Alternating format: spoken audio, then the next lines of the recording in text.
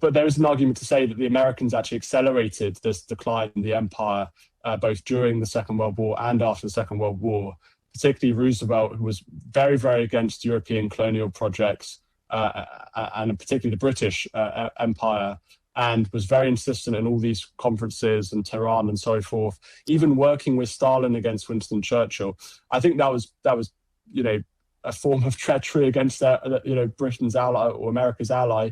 And I think it's a real shame that Roosevelt, with this, surrounded by semi-communist advisors, there's some idea, that even people like Harry Hopkins and others were even communist agents. I don't know the truth on that. It's difficult to, the historians argue over these things. But Roosevelt certainly drained the British economy. Churchill enabled him to do so. We handed over masses of our scientific research and so on to the Americans, essentially for nothing in return. And Britain was really bankrupted by the Second World War.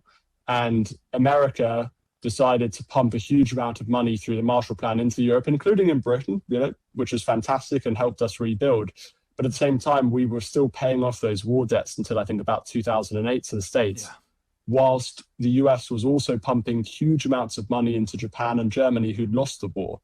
And, look where Japan and Germany are today. Their economies are actually much more developed than Britain's, and, have had a competitive advantage over us, particularly in manufacturing.